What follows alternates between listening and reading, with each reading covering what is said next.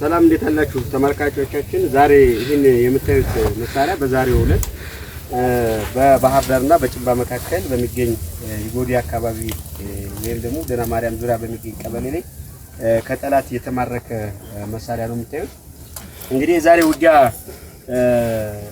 በእኛ የታቀደ ሳይሆን ጠላት ለማጥቃት ባደረገው እንቅስቃሴ የአንደኛ የአማራ ፋኖ ብሔራዊ ኃይል የአንደኛ ክፍለ ጦር ጥምር ሰራዊት የባህር ዳር ብርጌድና የጣና ወረቅ በጋራ በመሆን የጠላትን እቅድ ማንኮላሸት ችለዋል።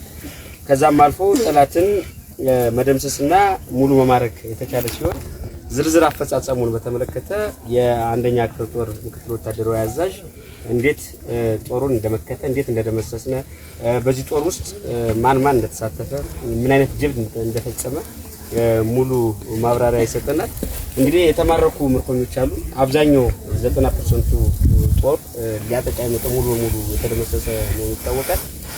ከተማረኩት መካከል የተማረኩትን ወክሎ ደግሞ ወንድማችን ማብራሪያ የውሎውን ማብራሪያ ይሰጠናል።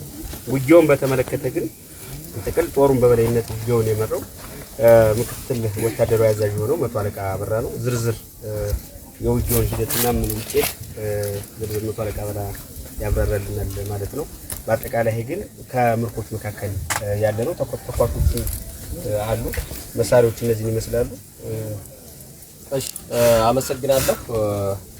የአማራ ፋኖ ብሔራዊ ኃይል አንደኛ ክፍለ ጦር በጥምር ውጊያ ዛሬ ያተረፋቸው እጅግ በጣም ታላቅ ጀብዶች ዋና ሰብሳቢ አርበኛ መንግስቱ እንደገለጸው አንደኛ ክፍለ ጦር ዛሬ በሶስቱም ግንባሮች ከፍተኛ ውጊያ አድርጓል።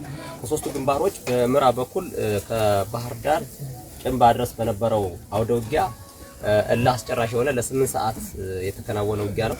ይሄ ለ8 ሰዓት የፈጀ የተከናወነ ውጊያ ምናልባት ጠላት